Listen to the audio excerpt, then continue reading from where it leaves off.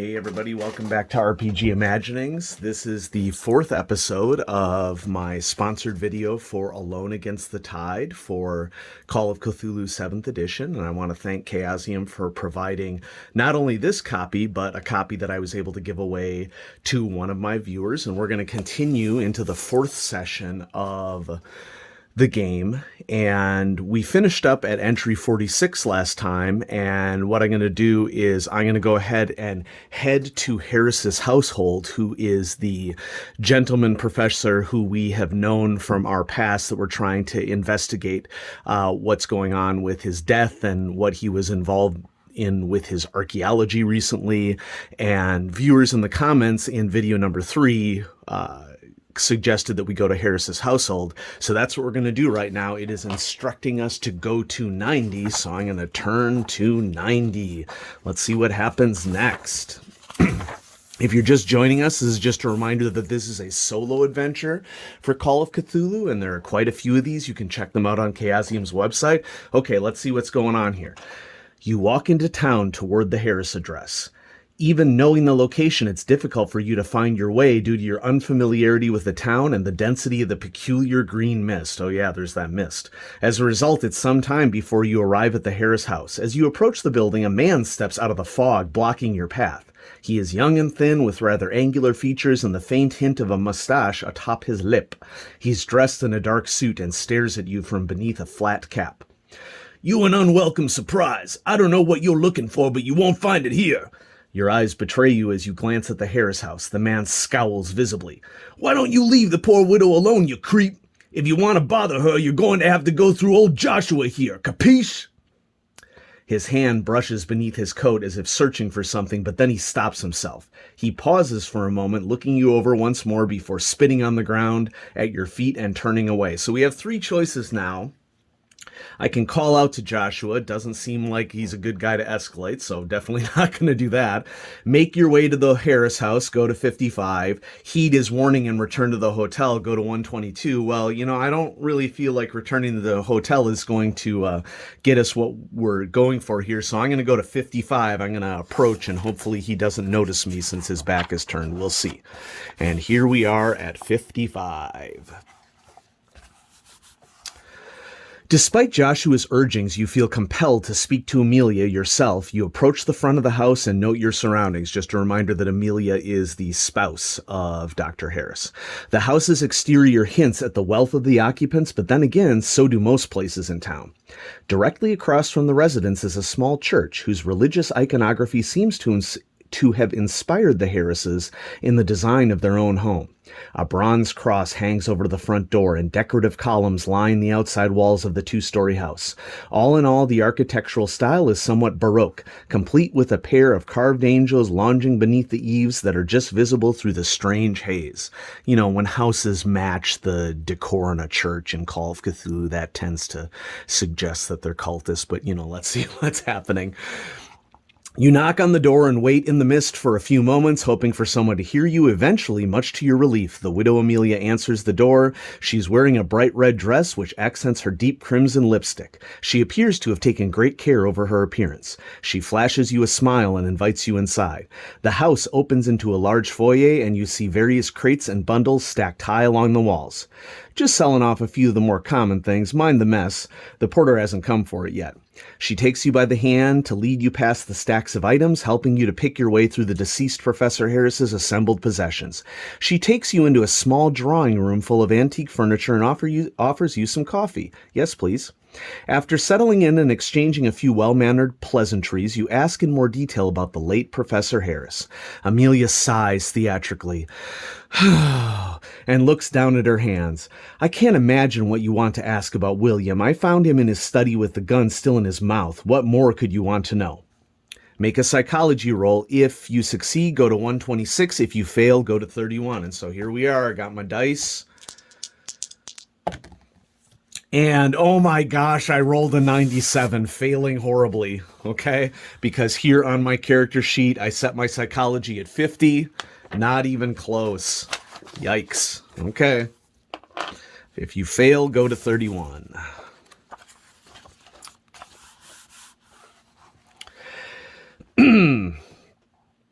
You nod sympathetically. This woman is clearly uncomfortable talking about her deceased husband, and anyone would want to put that behind them. You pause for a moment, trying to frame your next question with a measure of sensitivity.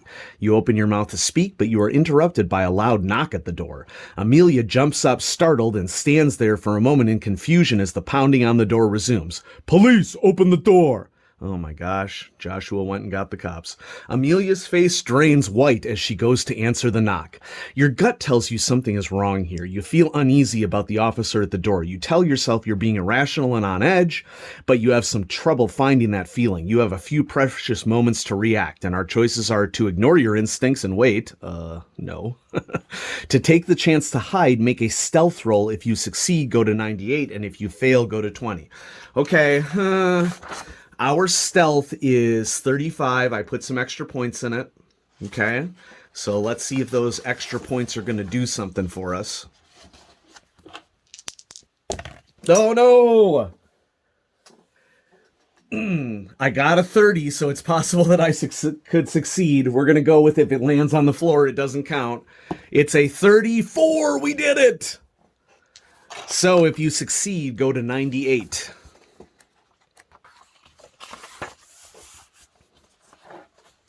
Your hunches are never wrong. Whatever that officer is here for, you don't want any part of it. Glancing around, you weigh your options. You decide to creep toward Amelia and Officer Powell, positioning yourself behind a stack of items that are waiting for the porter. Neither of them seems to notice you as they rush past your hiding place, giving you a clear line to the door. Alternatively, now might be a good time to explore the house. While there is the risk of discovery, it's not as if you have anything to lose by snooping around somewhere you weren't supposed to be. For a brief moment, your gaze wanders to the staircase opposite the entryway. The bedrooms and study are likely up there, and you might be able to find some valuable information. Let's try it. Make your escape or explore upstairs. I'm going to explore upstairs. Go to 110. It's risky, I know, but, can't make an omelet without breaking some eggs. So, you turn your attention to the set of stairs opposite the entrance. You ascend the staircase and see two doors, one to either side of you. The door to your left is slightly ajar and no doubt leads to the bedroom. By a process of elimination, the door to your right must lead to the study. It seems to be locked and you don't have a key. With enough time, you might be able to get the door open, and it would probably be unwise to spend too long trying, since someone may come to investigate. So we could enter the bedroom. We could enter the study by making a locksmith roll. If you fail this roll, and if we succeed, all right, let's see what I put into locksmith. I have 50 in locksmith, so not so bad. So actually pretty good. So I'm going to try a locksmith roll here. Okay, make a locksmith roll. Hooah! 65, did not make it. Uh-oh. So if you fail this roll, you may attempt to push it and roll again, but if you fail a second time, there will be greater consequences. If you push the roll and succeed, go to 108. If you fail, go to 87. I'm going to go ahead and push the roll here. Okay, needing a 50. Got it, 27. Okay, 108.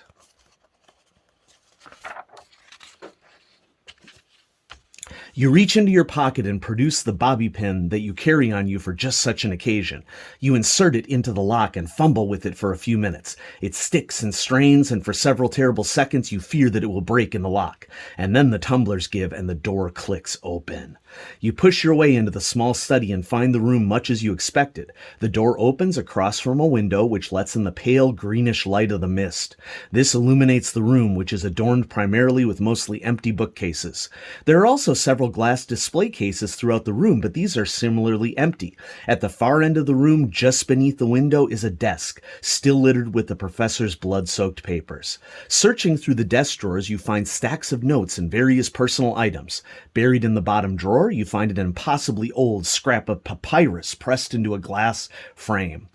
All across the ancient document are strange and unusual scrawls. As you pick it up to inspect it, you notice a sheet of paper lightly attached to the back of the frame, bearing the same scrawls as the papyrus, but with annotations in its margins. Presumably, this is a translation of the papyrus's text. As you read it over, you marvel at the impossibility of its content. The papyrus purports to be written by a priest. Ah, love the alliteration. From an unknown city by the name of Ilarnek. Okay, I'm going with it. In this account, the priest records observations of an odd and ugly race of beings who once lived upon a lake in the forgotten land of Nar. The document goes into great detail about the fire rituals of these strange creatures and speaks of the haunting dances they would perform in the light of the flames beneath the gibbous moon. And all was under the watchful gaze of a sea-green stone idol, chiseled in the likeness of a great lizard. We did not obtain the idol. That was at the auction. The priest's writings go on to mention rituals used to ward off the influence of that detestable creature. Rituals performed by humans. The text for the ritual in the annotation is untranslated and simply rendered in standard characters so that it reads. Okay, so as a keeper, under these circumstances, I'm going to try to make it believable and my best. Ja, noch neglua bokrug. That wasn't too bad. The strange phrase sticks in your mind. You pause for a moment to consider the implications. Implications considered. You carefully detach the translation, fold it up, and put it in your pocket as evidence before exiting the study. You have learned a ritual chant, noted on your investigator sheet as Ritual Chant Entry 235. When prompted, you may choose to use this chant. If you do so, go to 235. So, on the back of our character sheet, under, well, we'll call it a... we're going to call it a encounter with... No, we'll put it under gear and... We'll put it under gear and possessions. And so this is Ritual Chant Entry 35. Oh, 235. Okay. So we learned a critical clue. Or, who knows? Maybe it's a red herring. We'll find out. Now we're going to go to 140. 140. You turn around and leave the door closed behind you. Looking down the stairs, you realize that you are not alone.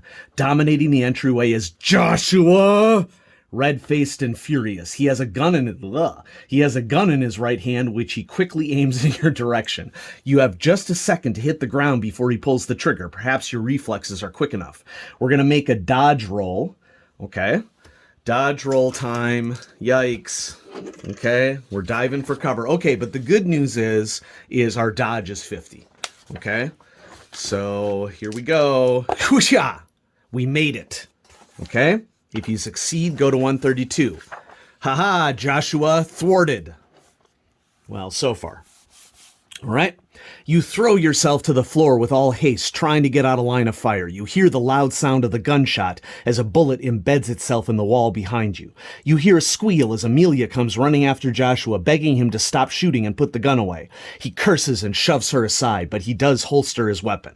He rushes past her and up the stairs just as you manage to stumble to your feet. He comes at you, swinging his fist. It's not ideal, but at least with the gun put away, you have a fighting chance. And speaking of fighting chance, we're going to make a fighting brawl roll. And our fighting brawl is 45. Okay. 45. Ooh, ouch. 93. And that is, I'm not going to spend 40 luck or so to make that a success. Okay. So we're going to call that a fail. If you fail, take 1d3 damage. Okay. Rolled a 3, so that's the equivalent of 2 damage. So we'll mark that off on our character sheet. Hit points. We are currently at 9. Okay. And not enough to cause a major wound or anything, so we survived. If you survive this, go to 152. Okay. You are locked in a desperate struggle with Joshua. Both of you are fighting for your life, scrambling to make use of the handgun that could so quickly put an end to the conflict. Despite your best efforts, you lose the battle. Joshua clutches the gun tightly and rams it into your chest, pulling the trigger several times and ending your life. You have met a mercifully swift death. Those who remain in Esbury will not be so lucky. You may always attempt the story again, but for now, your visit to Esbury is over. The end. And fade to black. Wow, okay, so that's going to be the end of this series. And the idea here, folks, is that there's so much replay value in these solo scenarios. And, I think Alone Against the Tide is probably my favorite because I think it's a pretty moderate level of difficulty.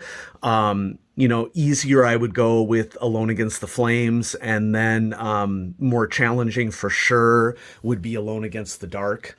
But the point is that you can play this over and over and over again, trying with different skills from the start, trying with different choices. There's just so much replay value with these. And so they're great products, and I'm super grateful for Chaosium to sending this one for me. Shout out to Nicholas Johnson. Nicholas, I mean, there's a reason why you got a bestseller on your hands here, I think, and I'm so glad that the Chaosium turned a Miskatonic repository selection into an official product. That's awesome. I'm working on my third product for the Miskatonic repository right now. I'm having a lot of fun in writing, and so I'll obviously showcase that on the channel when I'm done with it. And so thanks everybody for watching this final episode of Alone Against the Tide, and go to chaosium.com and check it out. Have a great day, everybody. We'll see you next time.